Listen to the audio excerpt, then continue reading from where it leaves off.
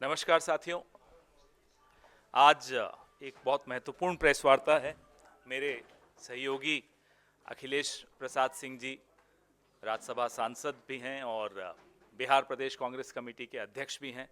मेरे सहयोगी श्री अनिल जय हिंद यादव जी, कहाँ हैं अनिल जी? अनिल जी भी आ रहे हैं साथ में ही।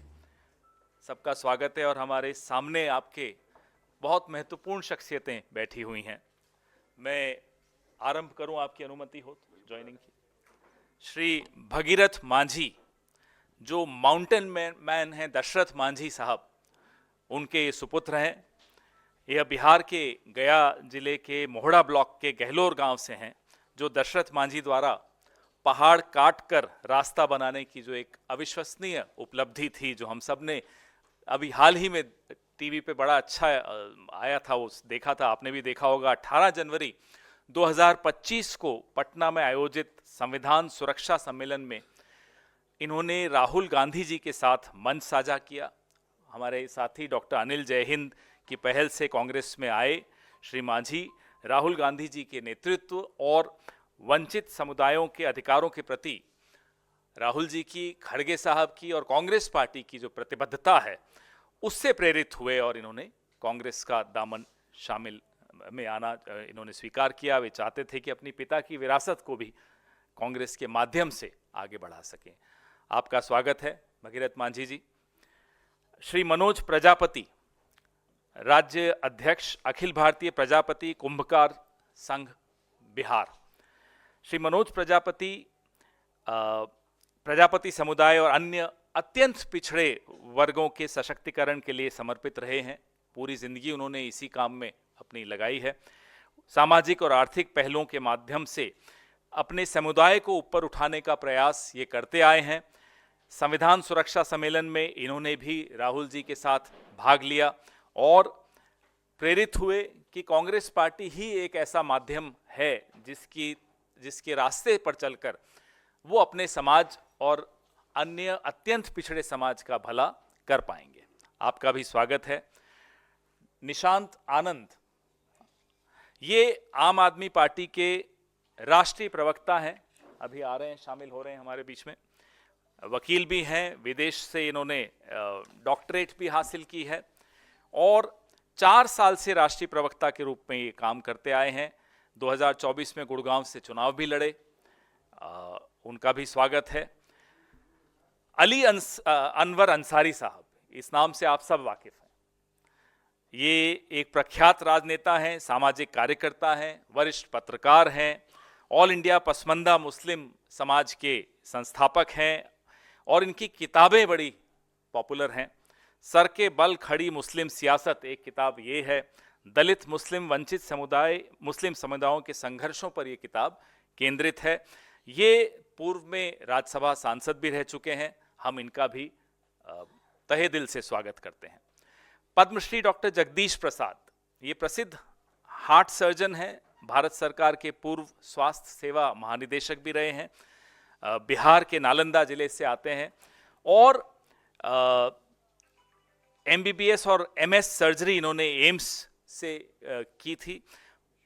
जो भी स्वास्थ्य की फील्ड को समझता है, जानता है, इस नाम से वो सब बहुत अच्छी तरह से वाकिफ हैं। निघत अब्बास जी भारतीय जनता पार्टी की राष्ट्रीय प्रवक्ता रही हुई हैं और इन्होंने अलग अलग रोल्स में बहुत काम किया भारतीय जनता पार्टी के साथ, कई कार्यक्रमों में हिस्सा लेती रहीं और टीवी पर मुझसे भी बहुत लड़ी हैं। हिंदी में भी लड़ी, इंग्लिश में भी लड़ी, उर्दू में भी लड़ी, हर भाषा में लड़ चुकी हैं मुझसे। आज आपका भी हम स्वागत करते हैं। फ्रैंक हुजूर साहब, फ्रैंक हुजूर साहब एक प्रसिद्ध लेखक हैं, स्वागत है आपका। पत्रकार हैं। इनकी प्रमुख कृतियां Imran versus Imran, the untold story और सोशलिस्ट मुलायम सिंह यादव, ये इनकी कृतियां हैं। राहुल जी के समर्थन में ये सक्रिय रूप से हमेशा योगदान देते रहे। भारत जोड़ो यात्रा में भी इनसे हमारी बड़ी लंबी चौड़ी मुलाकात हुई थी और भारत की जो विविधताएं हैं उसके प्रति ये प्रतिबद्ध हैं। ये उस उसूल को और उस सिद्धांत को जो हम बचपन से सुनते आए हैं कि अनेकता में एकता, भारत की विशेषता, उसके ये हिमायती हैं और उसको और मजबूत करना चाहते हैं। सामाजिक न्याय के लिए संघर्षरत हैं। उस दिशा में इनको भी यही लगता है कि कांग्रेस ही एक माध्यम है जिसके माध्यम से देश में न्याय लाया जा सकता है, समाज में जो त्रुटियां हैं वो ठीक की जा सकती हैं। मैं मेरे वरिष्ठ सहयोगी से आग्रह करूंगा कि जो हम सबको अंगवस्त्रम पहनाएं, उससे पहले आप भी कुछ कहें इन सब के बारे में। ऐसे तो स्वागत करने के अलावा अब मेरे लिए कुछ बचता नहीं है।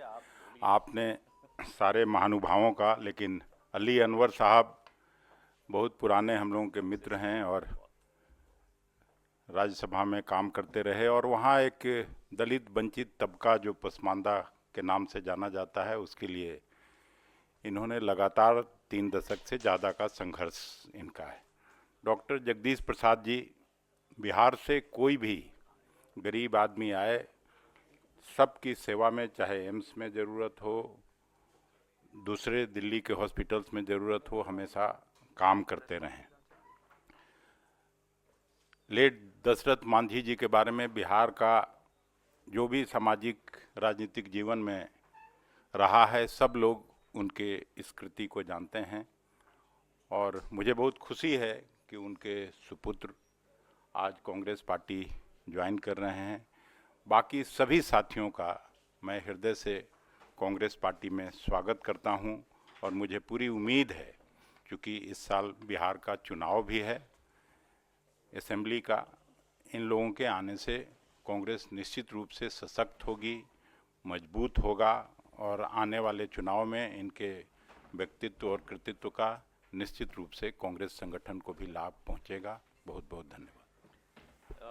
आम आदमी पार्टी के राष्ट्रीय प्रवक्ता निशांत आनंद जी, अरविंद केजरीवाल की दिल्ली में ट्रैफिक जाम में फंस गए थे, अब आ गए हैं, सही रास्ते पे, सही मंजिल पे आ गए हैं। आपका भी स्वागत है। आइए अब सबको एक बार वो पहना दें।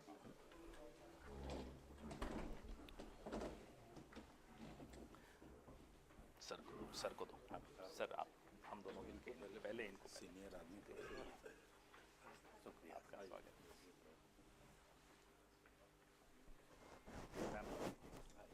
उनको थोड़ा आ जाने दीजिए आगे। आइए, स्वागत है। Thank you. दशरथ मांझी जी को। दशरथ मांझी साहब, हम ही आते हैं। चलिए, हम ही लोग आ जाते हैं। रुकिए, आइए।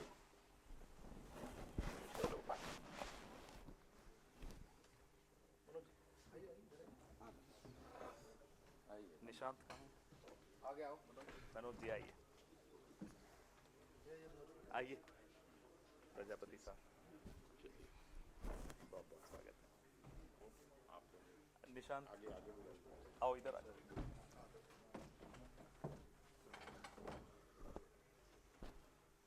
Thank you sir. इधर तो कोई बचा तो नहीं? हाँ, आइए। निशांत आप भी आओ, इधर आ जाओ। हाँ, निशांत और निगत आगे रहो, दिल्ली में चुनाव है।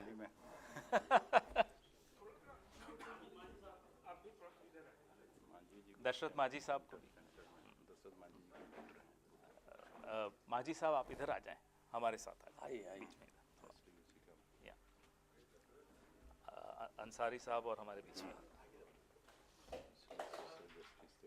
जी, भागीरथ दशरथ जी के सुपुत्र हैं।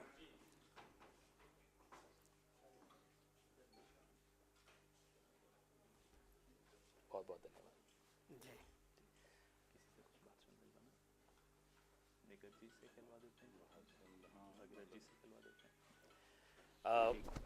सबसे पहले मैं निगत जी आपसे आग्रह करूंगा कि 2 शब्द आप भी कहें।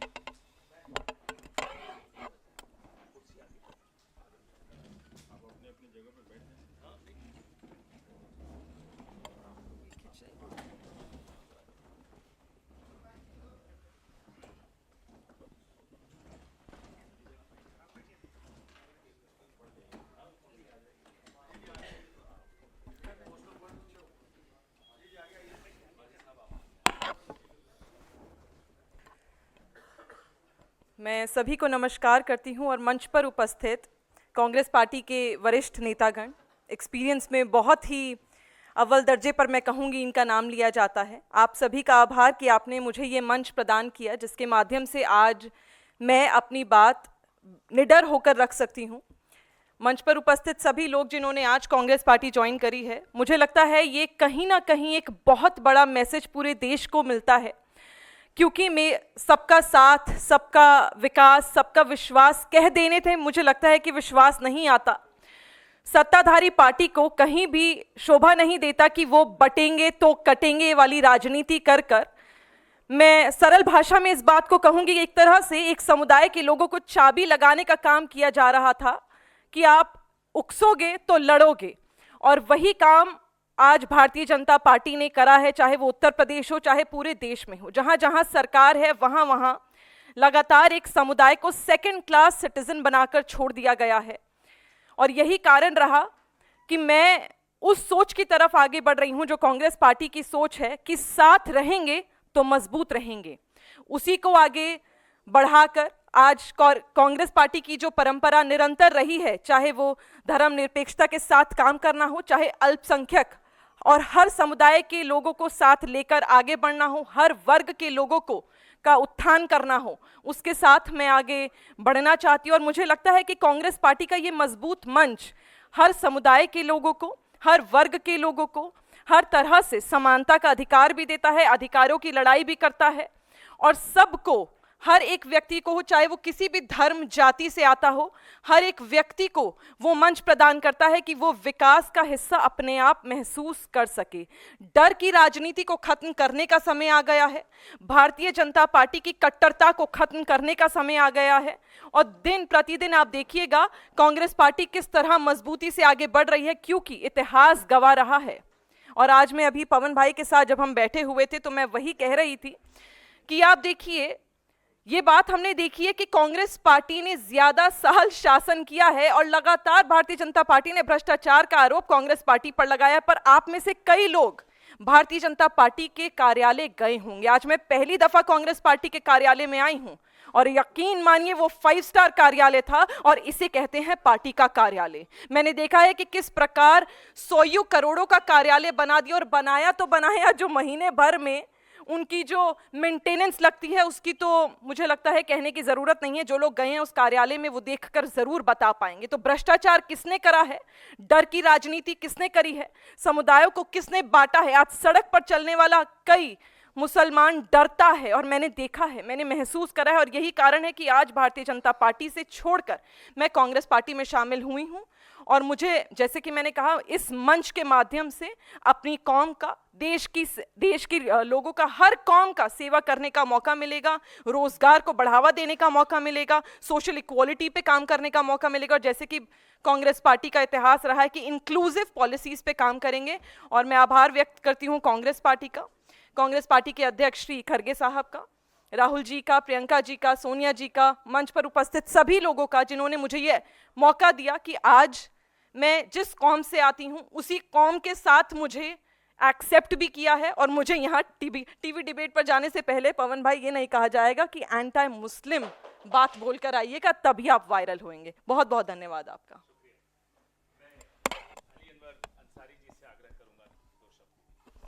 शुक्रिया माननीय पवन खेड़ा साहब और हमारे मित्र और साथी और नेता बिहार के कांग्रेस कमेटी के अध्यक्ष माननीय अखिलेश सिंह जी, और हमारे जितने भी साथी हैं, फ्रैंक हुजूर साहब हैं, और जो भी साथी हमारे हैं, मांझी साहब भी थे पटना में मंच पर साथ में।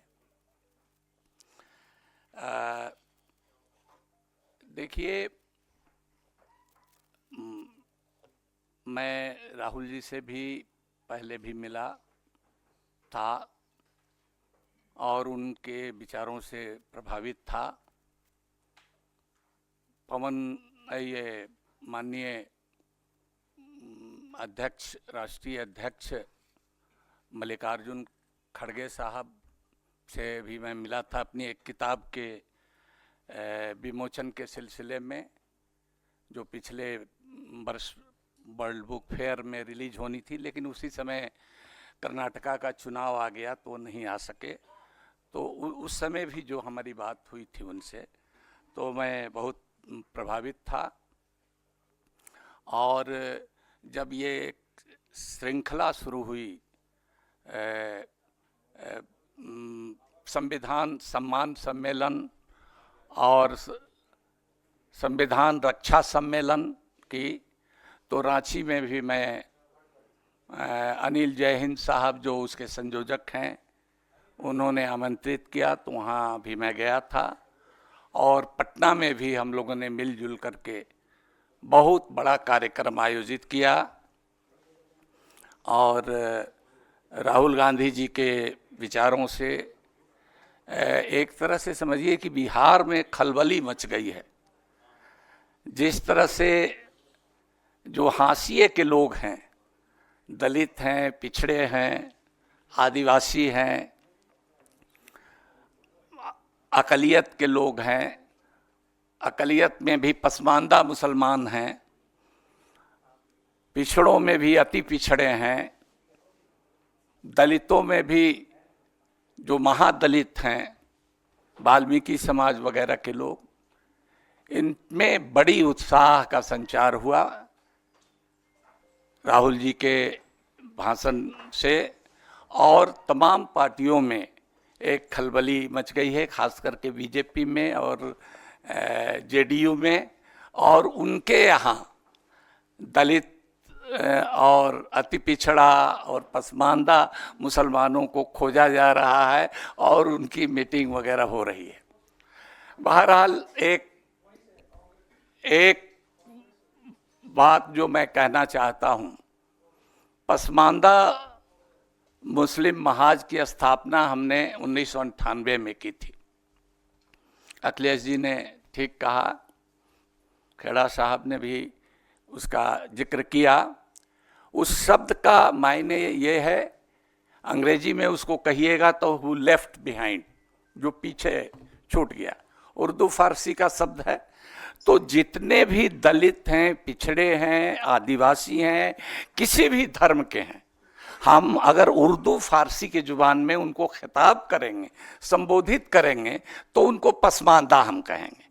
तो इस शब्द को हमने इसलिए चलाया कि एक रिलीजन न्यूट्रल और कास्ट न्यूट्रल शब्द, राजनीति, सियासत और मजहब का जब घालमेल होता है तो बड़ी बदअमली पैदा होती है।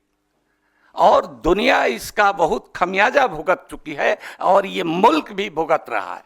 इसलिए धर्म जो है, मजहब जो है, व्यक्तिगत आस्था की बात है, वो अपनी जगह ठीक है। जिसकी जो आस्था है वो करे, दूसरे की आस्था का भी ख्याल रखे, लेकिन इन राजनीति में इसका इस्तेमाल नहीं होना चाहिए। इसके लिए ये शब्द चलाया।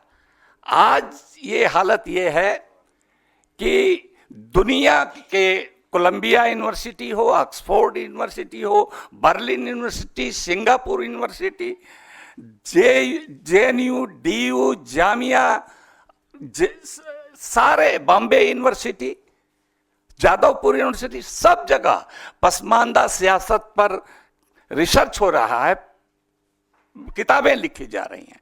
तो ये जोड़ने वाला शब्द है। अब मोदी जी का मामला ये है कि वो हर चीज में खोजते रहते हैं कि कहाँ कोई चीज, प्रोडक्ट जो चल गया तो उसका डुप्लीकेटिंग करें, तो उसको आइडिया को चुराने में मास्टर हैं।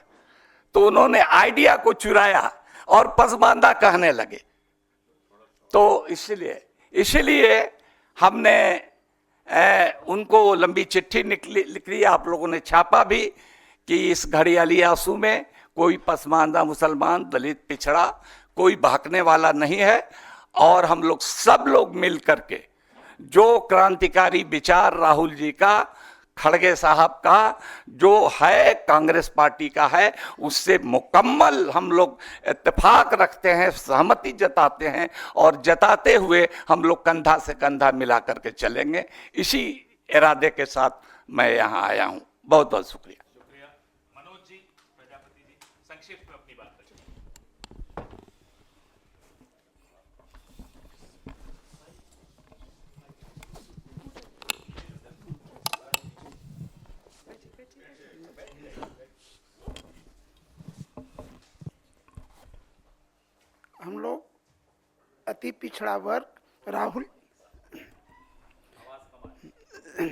अति पिछड़ा वर्ग राहुल जी के नेतृत्व में हम लोग एक साथ हैं। और बिहार में हम लोग अगर जो 25 में इलेक्शन होने वाला है उसमें हम लोग बहुत बेहतरीन प्रदर्शन करेंगे। धन्यवाद।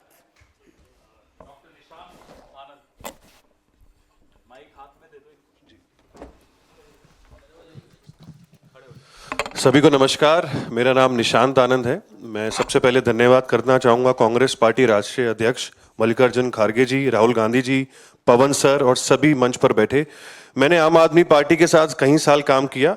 राष्ट्रीय प्रवक्ता आम आदमी पार्टी से मैं हूँ और मैंने गुड़गांव विधानसभा में भी आम आदमी पार्टी से चुनाव लड़ा।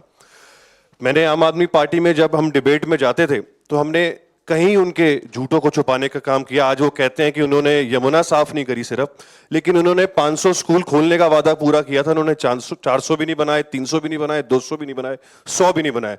उन्होंने 20 नए कॉलेज का वादा किया था जो पूरा नहीं किया, 20 नए स्कूल का वादा किया था पूरा नहीं किया, तार मुक्त दिल्ली का वादा पूरा नहीं किया, पोल्यूशन मुक्त दिल्ली का वादा पूरा नहीं किया। कई सारे काम उन्होंने कोई भी काम पूरा नहीं किया। तो आज मैं कांग्रेस पार्टी को बहुत बहुत धन्यवाद करना चाहूंगा और मैं पूरी शिद्दत से काम करना चाहूंगा। बहुत बहुत धन्यवाद। जय भीम, जय संविधान, जय। Thank you doctor Nishant. Padma Shri doctor Jagdish Prasad ji, आप अपनी बात संक्षिप्त में रखें। माइक।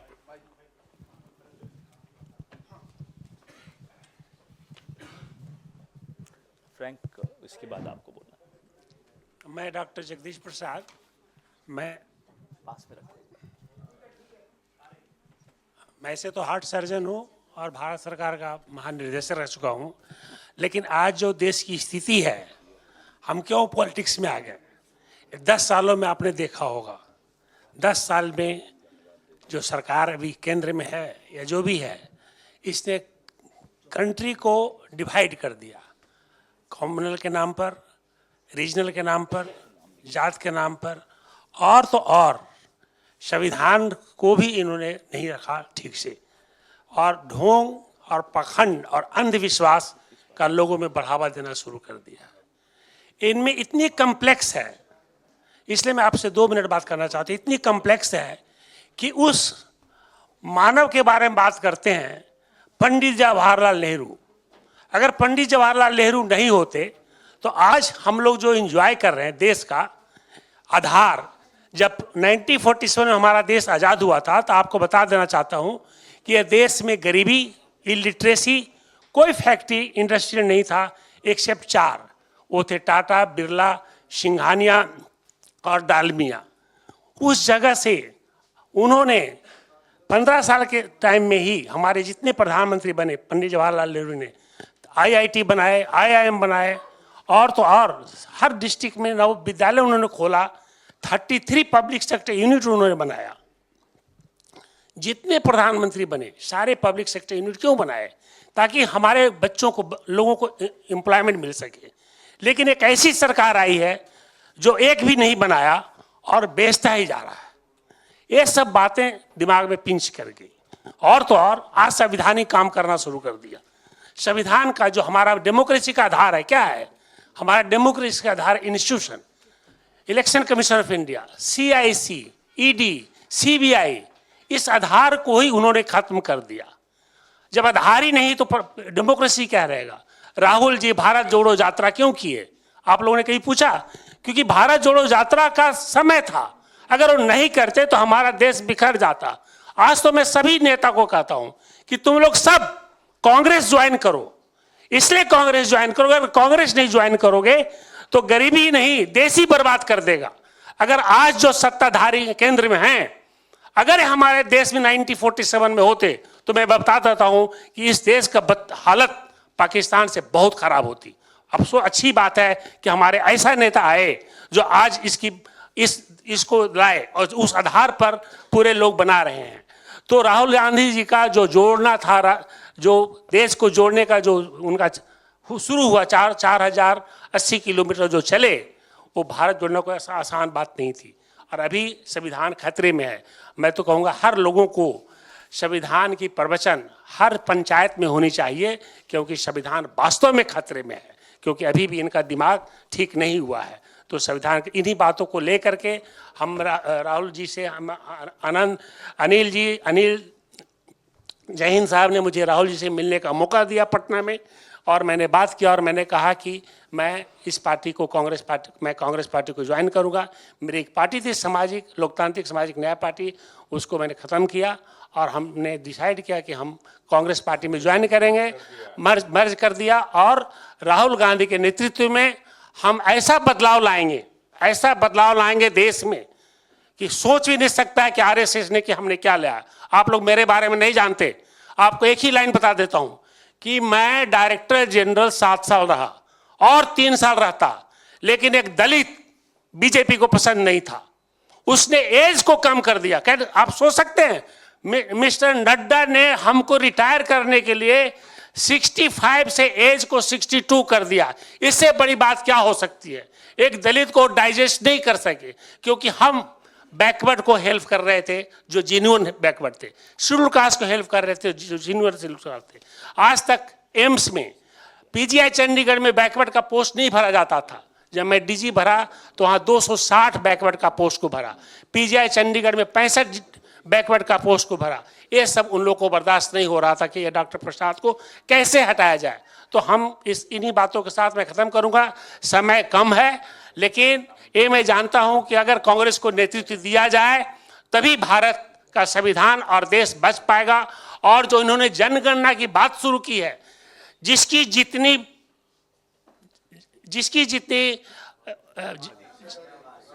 भागीदारी उतनी उसकी भागीदारी होनी चाहिए।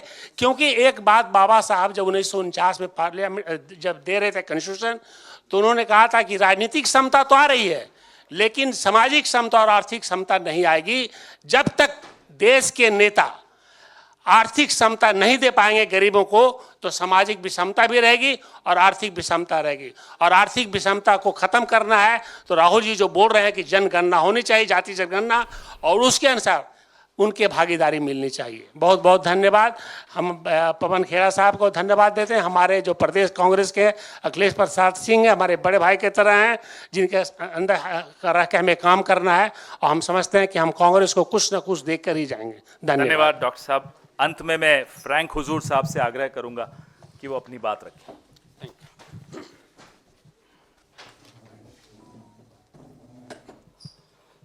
Thank you very much, Pawan Khera ji. Respected leaders of the Congress Party, leader of the opposition Rahul Gandhi is not here, but my vote of gratitude goes first to Rahul Gandhi ji, Madam Sonia Gandhi ji, President of the Indian National Congress Mallikarjun Kharge ji, and Akhilesh Prasad ji, who is very much here on the dais with us. Janab Ali Anwar Sahab, it's my privilege and honor, sir, to share the dais with you. This is the second time, maybe after almost 7 years. If you remember, in the very corner of our village, Sarad was alive at the time, and Ali Anwar Sahab. And all the respected and distinguished guests here on the dais, my special respect to you all, friends. And I should also thank Dr. Anil Jain sir, who has been pivotal force in engaging me for the Samvidhan Samman Sammelan or Samvidhan Suraksha Sammelan over the past year. And he has been instrumental in arranging my maiden encounter or maiden meeting with respected Rahul Gandhi ji. Friends, we are here to provide a glimmer of hope to billions of our fellow countrymen, fellow citizens, and we are here under the umbrella of the grand old party of the country, Indian National Congress. And of course, we know from 1885 to 2025, it's almost 138 years. It's quite a journey. If we say there is grand old party in America today, Republicans, if there is a grand old party in Britain today, Tories, Conservatives, so we can say there is only one grand old party in South Asia, and that is the Indian National Congress. It's a matter of great honor, great privilege for me, and of course, I believe it should be for everyone who believe in the Constitution, who believe in the principles and values of social justice, secularism, and of course, socialism of Nehruvian character. Our first Prime Minister, Pandit Jawaharlal Nehru, what we are relishing today, what we are cherishing today in institution, in any branch of our governance, this is just because of our first Prime Minister, independent India first Prime Minister, a scholarly and a statesman like Jawaharlal Nehru ji, who has provided us with not only many institutions like Dr. Jagdish Prasad was sharing. I mean, he has given us a country which can actually rival democratically with the Western world, with the developed world. Now I come to why I'm here with the Congress party today. So I must say that only because of Nyaya Yodha, Jan Nayak, Rahul Gandhi ji. And I also remember once upon a time how the very ruling party today spent over a billion rupees invested in propaganda machinery, propaganda mill, to parrot a narrative, to run him down, such a promising face of 21st century Indian politics. And they have actually failed in their campaign. They have actually come a cropper in their agenda setting. And here is Rahul Gandhi, who has defeated the voice of BJP and the RSS, and the only leader we have who has actually shown the audacity of hope. If audacity of hope is associated with Barack Obama during his presidential campaign, I would say audacity of hope is here with our leader of opposition, Rahul Gandhi ji, and he is the only hope for not only one particular section or marginalized section. He's the real hope and the real voice of everyone in the country. The way he talks about caste census, to breach this 50% ceiling of reservation, the way he talks about actual X-ray on economic ground also, not only social equity. Here is a scholarly young face in Indian politics who is also talking about social and economic equity.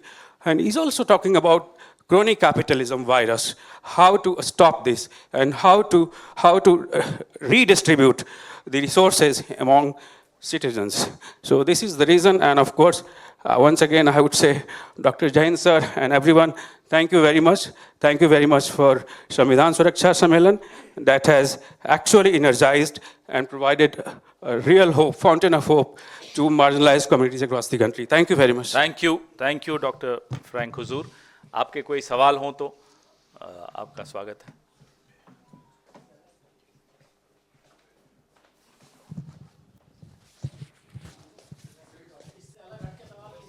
इतने अलग अलग parties, आम आदमी party का राष्ट्रीय प्रवक्ता, Bharatiya Janata party की राष्ट्रीय प्रवक्ता, अंसारी साहब पूर्व सांसद, फ्रैंक हुजूर साहब, ये जेडीयू, अलग अलग पार्टी के इतने चेहरे आपके सामने हैं, तो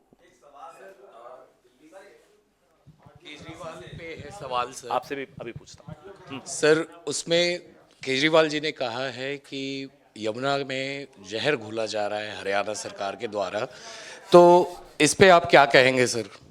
उस पे जो कहना था, अभी हमारे नौजवान साथी ने बताया कि कैसे झूठ की एक फैक्ट्री चल रही है सब जगह और कंपटीशन हो रही है भारतीय जनता पार्टी में और आम आदमी पार्टी में कि कौन ज्यादा तेज झूठ बोल सकता है। तो अब सबके सामने है, 10 साल से 11 साल से दोनों झूठ बोल रहे हैं, दोनों कॉम्पिटिशन, कभी एक जीत जाता है कभी दूसरा जीत जाता है कंपटीशन में। अब दोनों हारने वाले हैं क्योंकि अब सच जीतेगा।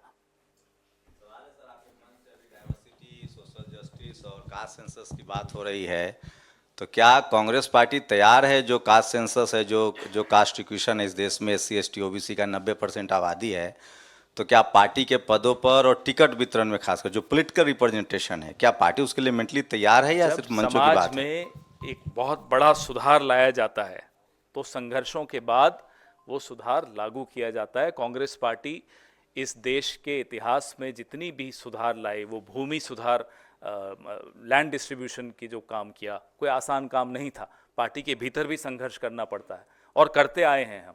हमारे जो नेता रहे हैं आज से 20 साल, 30 साल, 40 साल, 50, 60 साल पहले भी, उन्होंने भी पार्टी के भीतर संघर्ष करके भी हासिल किया, तभी न जाकर समाज में आप सुधार लाएंगे। पहले पार्टी के भीतर भी हम लाते हैं, और ये हम भली भांति जानते हैं कि ये संघर्ष आसान नहीं होता, लेकिन करना जरूरी है और करते आए हैं, आगे भी करेंगे।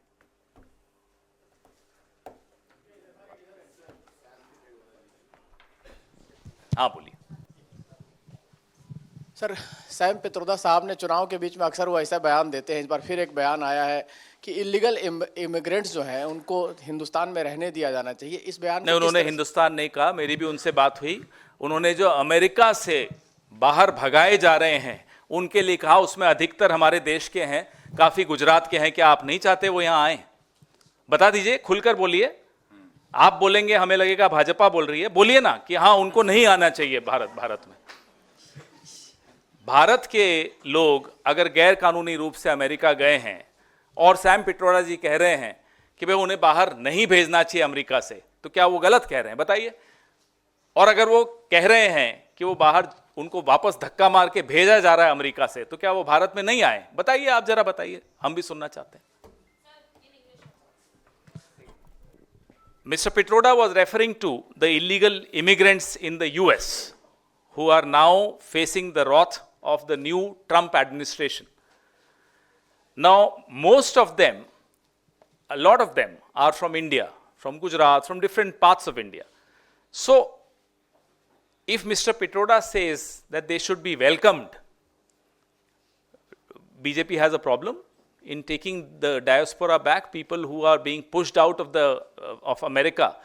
Does the BJP have a problem? Let them come on record and say yes, they have a problem.